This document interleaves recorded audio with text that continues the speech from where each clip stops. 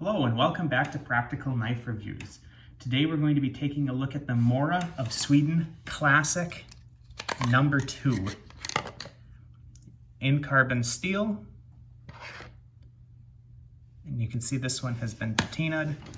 I do have an example of one without a patina that I'll bring in just for a quick look. A little bit of wax on the blade to prevent it from rusting.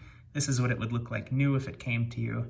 This is what it looks like after either forcing a patina or using it for quite some time. So, what do we have here? We have a carbon steel blade, which to the best of my knowledge is UHB20C, which is the Swedish equivalent of 1095.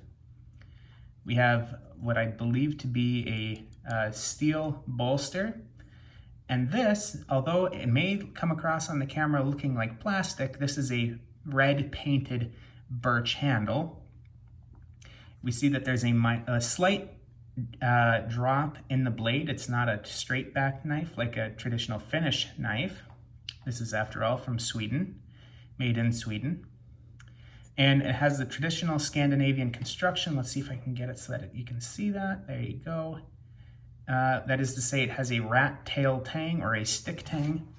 That's where the tang of the knife, instead of being the full thickness of the handle, is essentially a stick that comes all the way through, and then they've got it wedged into the end here to hold it in place. The sheath is just a very, very thin, light polymer sheath. But you can see here, made in Sweden, classic number 2.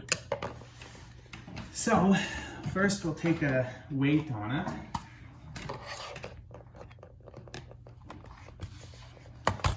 Let's see, it turned on in my hand. Oops.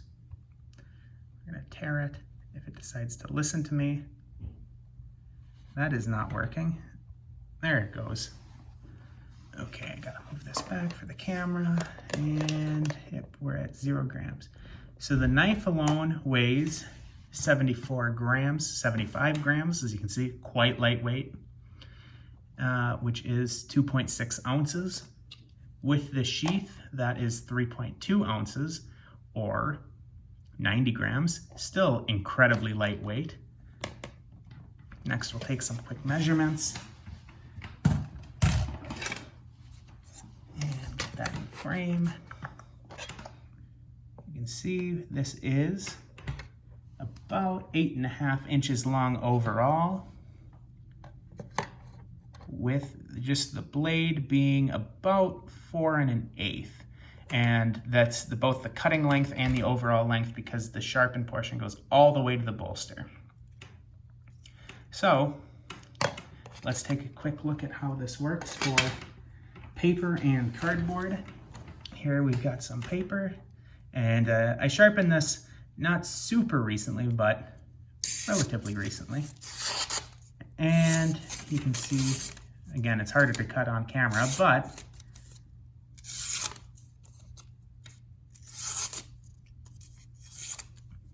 it's sharp, plenty sharp for my needs, despite not having sharpened it super recently. And let's take a look on our good old cardboard test.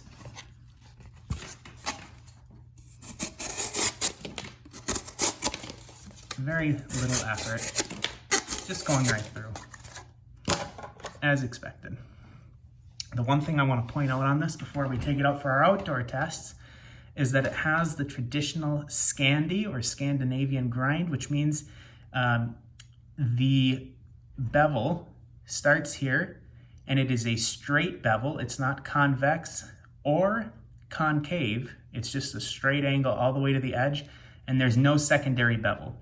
That is very, very common amongst Scandinavian knives, Norway, Sweden, Finland, and it's something that we see here, which is excellent for woodwork, and we're going to take a look at that coming up when we go outside.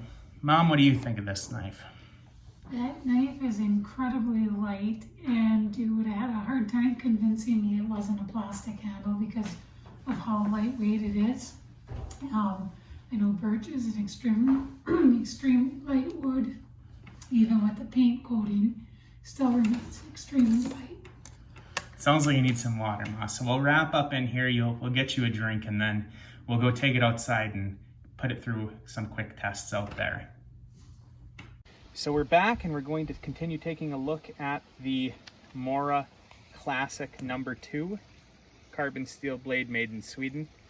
Now, with these rat tail or stick tangs, it's not recommended that you baton with them because that's just not what they're constructed for. They're more for general bushcrafty type things. But,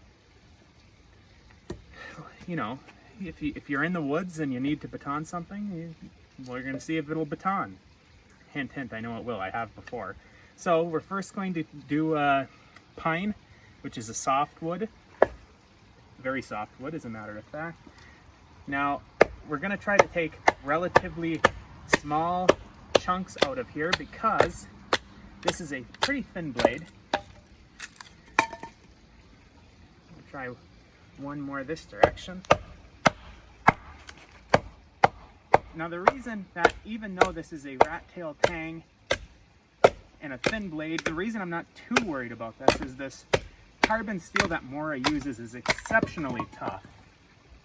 Now you see that with the thinness, it doesn't split the wood super well.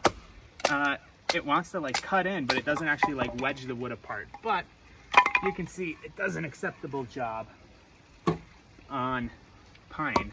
Now for the real test.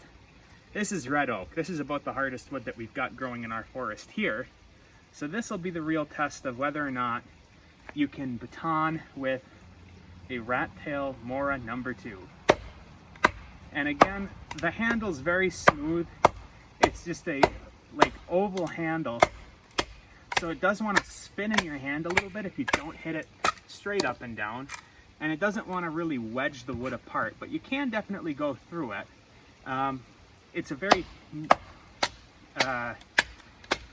thin blade, so it'll slice through it. It just doesn't really shoot it apart like some wider ones do. And the Scandi edge is not exactly ideal for batoning either. You don't really get, again, that wedging apart of the wood. It just kind of sinks into it. But you can see we're able to get, you know, good size chunks of the oak off too. So now we're going to test feather sticking, and now this is where you would typically expect Scandi blades to excel, is in their, you know, your usual woodworking. So let's go here, and yeah, I mean, there we go.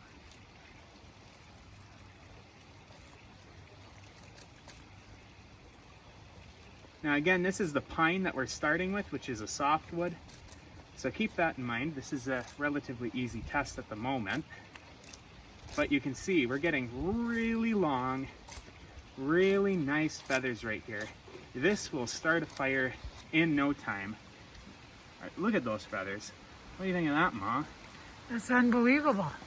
Now, we'll move on to our red oak. Now again, this is about the hardest wood that we've got growing around here. But despite that, it's always hard to get that one sharp corner started, but once we get it planed off, it should be okay. We'll try a different angle. Sometimes the wood grain is just going in a direction that it doesn't like to want to curl in. Okay, there we go.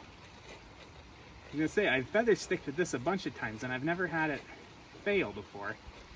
It must have just been the way that the grain was going on that edge, but yeah, this still isn't going as well as it usually does, so maybe stage fright, or maybe it's just something I'm doing stupidly today that I don't usually do. But typically this feather sticks really nice even on the oak. You can see today, yeah, well, that's okay. Not as good as usual, but yeah, I do think that it's the wood grain on that angle. It seems to be coming towards the edge. If I was cutting the other way, it would have probably been easier. But, I mean, you can feather stick with it, but for whatever reason, right now, it's not feathering particularly wonderfully. But, I should mention, since I didn't mention in the first part, this knife is sold out most places that I was just checking. But when I got it, it was on sale for I think $15.95 or so, which for a made in Sweden knife with carbon steel blade, that's a steal.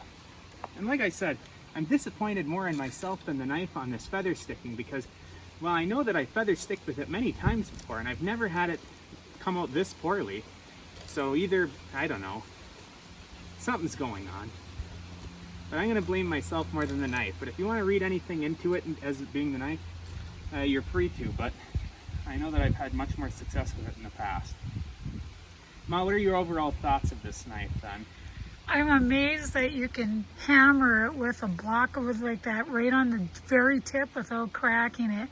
It's such a lightweight between the handle and even the knife blade itself that I wouldn't think it would withstand that. So it amazes me that you can do that with it. Yeah, this